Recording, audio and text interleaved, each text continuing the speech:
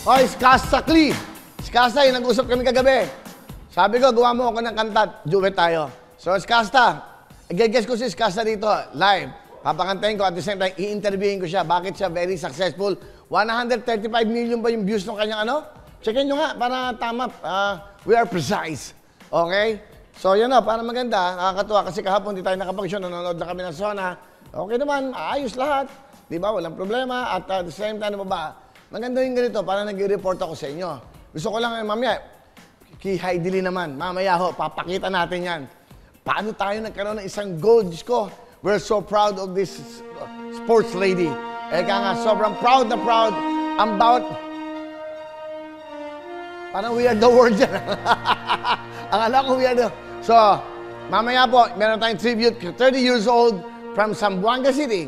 First ever po na nagkaroon tayo ng isang gold sa Olympics.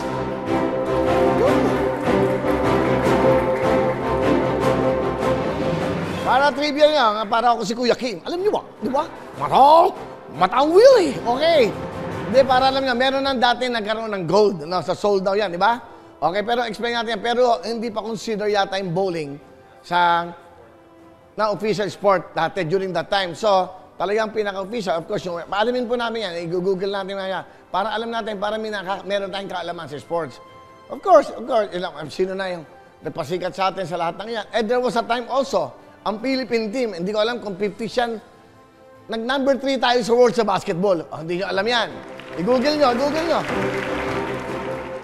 Yan ang pagkakaalam ko eh. USA, Russia yata, and then Philippines. Sila ano pa, of course, ano ba tawag doon? Yung mga ating mga talaga naman mga professional basketball players during that time, si Mr. Kaloy Saga. Di ba? During that time, no? Eh, ano yung nga, para meron tayong informasyon. Kasi ngayon, mag-aaral na tayo. Ngayon, si Heidi, inangat tayo. Binuhat mo ang bansang Pilipinas. Bagsak tayo ngayon dahil sa pandemya, pero nung inaangat mo, yung tawag doon, yung barbell na yan, di ba? Lahat sumigaw. We are so proud of you, Heidelin Diaz.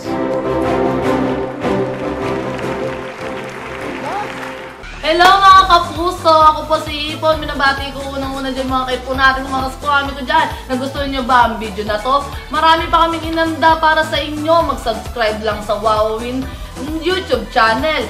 Tsaka, don't forget to hit the, the bell button para lagi kang updated. Yun lang!